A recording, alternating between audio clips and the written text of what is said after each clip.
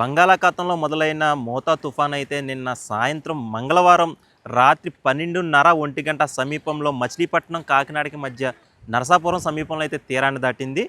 ఆ గంటకు 17 కిలోమీటర్ల వేగంతో అయితే ఈ మోతా తుఫాన్ అయితే ముందుకైతే కదిలింది. ఈ తీరం దాటే సమయంలో ఇక్కడ 90 నుండి 110 కిలోమీటర్ల వేగంతో ఉభయ పశ్చిమ గోదావరి జిల్లాల్లో అయితే బలమైన ఈదురుగాలు అయితే వీచాయి. అదేవిధంగా ఈ ఈ తుఫాన్ ప్రభావం వల్ల జిల్లాలోని పలు ప్రాంతాల్లో అయితే అతి నుండి భారీ వర్షాలైతే నమోదయ్యాయి.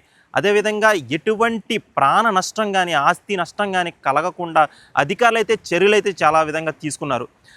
కొంతమేర ఆస్తి నష్టం అయితే జరిగింది, కానీ ఏ ప్రాంతాలలో కూడా ఎటువంటి ప్రాణ నష్టం అయితే జరగలేదు. సంబంధిత జలవనరుల శాఖ మంత్రి నిమ్మల రామానాయుడు అయితే అవనివ్వండి, విద్యుత్ శాఖ మంత్రి గోటిపాటి రవికుమార్ గారు అయితే అవనివ్వండి, క్షేత్రస్థాయిలో అధికారులందరితో కూడా వీడియో కాన్ఫరెన్స్ ద్వారా కానీ ఇతర సోషల్ మీడియాల ద్వారా అధికారులందరితో కూడా ఒక చర్చనీయాంశంలో చర్చించి ప్రతి ఏరియాకి కూడా ఎటువంటి ఇబ్బందులు కలగకుండా అయితే చర్యలు తీసుకున్నారు. విద్యుత్ శాఖ అధికారులు అందరూ కూడా వాళ్ళ వృత్తిలో వాళ్ళు నిమగ్నమై పడిపోయిన విద్యుత్ స్తంభాలని కూడా పునరుద్ధరణ చేస్తున్నారు. అదేవిధంగా రోడ్లపై చాలా పలు ప్రాంతాల్లో అయితే చాలా భారీ వృక్షాలు, అదేవిధంగా కొబ్బరి చెట్లు అయితే నేలమట్టం అయ్యాయి.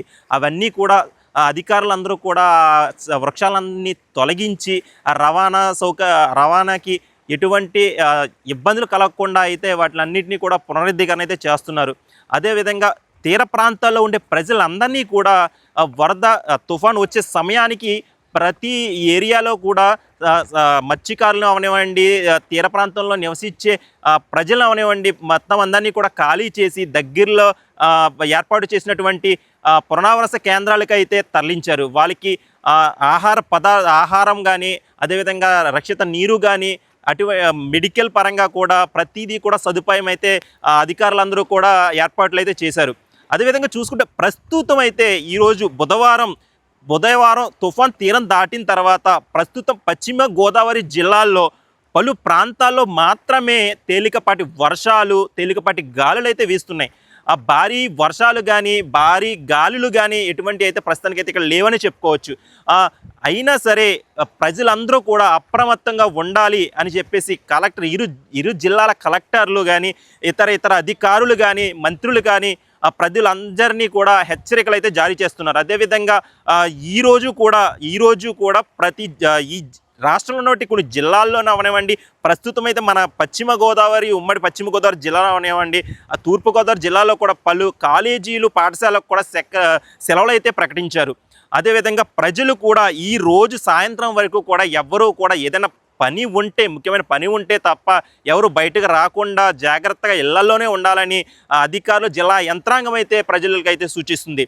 అదేవిధంగా తీర ప్రాంతంలో నివసించే ప్రజలందరినీ కూడా పునరావాస కేంద్రాలు అయితే ఆల్రెడీ ఏర్పాట్లు చేసి వాళ్ళని అయితే పునరావాస కేంద్రాలకు అయితే పంపించేశారు.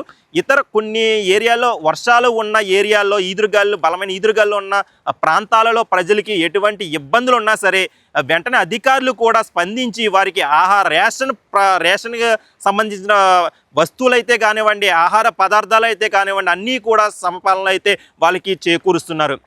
అదేవిధంగా ప్రతి ఒక్కరూ కూడా అదేవిధంగా ఎటువంటి పార్టీలకు కానీ ఎటువంటి ఇది లేకుండా కూడా ప్రతి ఒక్కరూ కూడా ప్రజలకి ఒకరు సాయం చేసుకునే సిచ్యువేషన్లు అయితే ఇక్కడ పరిస్థితులు బాగానే ఉన్నాయి. అదేవిధంగా తుఫాన్ అయితే ఏదేమైనా సరే మోతా తుఫాన్ అయితే బలంగానే ఉమ్మడి పశ్చిమ గోదావరి జిల్లాలో ఎదుర్కొందని మనం చెప్పుకోవచ్చు. ఎందుకంటే కూడా ఎక్కడ కూడా ఏ ప్రాంతంలో కూడా అసలు ప్రాణ నష్టం అయితే జరగకుండానే జిల్లా యంత్రాంగం బాగా పనిచేసిందని చెప్పుకోవచ్చు. కానీ నిన్న ఉదయం నుండి కూడా విద్యుత్ సరఫరా అయితే పూర్తిగా నిలిపివేశారు. నిలిపేయడం కొంత వరకు మంచిదని చెప్పుకోవచ్చు. ఎందుకంటే పలు చోట్ల స్తంభాలు అయితే నేల కొరిగాయి, వైర్లు కూడా వాహనాల మీద అయితే కొన్ని చోట్ల గోడల మీద అయితే ఆ స్తంభాలు అయితే నేలమట్టం అయ్యాయి. దానివల్ల విద్యుత్ లేకపోవడంతో ఎటువంటి ప్రాణ నష్టం అయితే ఇప్పటివరకు జరగలేదు. అదేవిధంగా ఇప్పుడు తుఫాన్ చూసుకుంటే కాకినాడ సమీపం నుండి ఇలా తెలంగాణ వైపు దూసుకెళ్తుందని మనకి వాతావరణ శాఖ అయితే కొన్ని సూచిస్తుంది.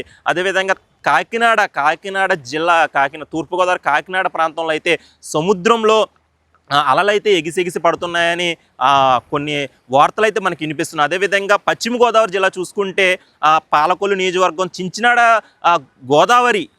గోదావరి నది కూడా ఉధృతంగా ప్రవహిస్తుంది. అదేవిధంగా మొగల్తూరు పేరుపాలెం మండలం పేరుపాలెం బీచ్ కూడా అవి అలలైతే కొంచెం ఎగిసి పడుతున్నాయని చెప్పుకోవచ్చు. బీచ్ కూడా కొంచెం ముందు వరకు వచ్చిందని మనం చూడొచ్చు. అదేవిధంగా ఇప్పటి వరకు కూడా ప్రజలందరూ కూడా అధికారులందరికీ కూడా పూర్తిగా సహకరించారు.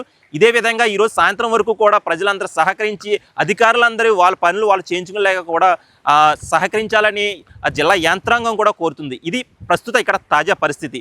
కెమెరామెన్ ఆదితో సాయిరామ్, ఇట్స్ యూటీవీ, పశ్చిమ గోదావరి జిల్లా.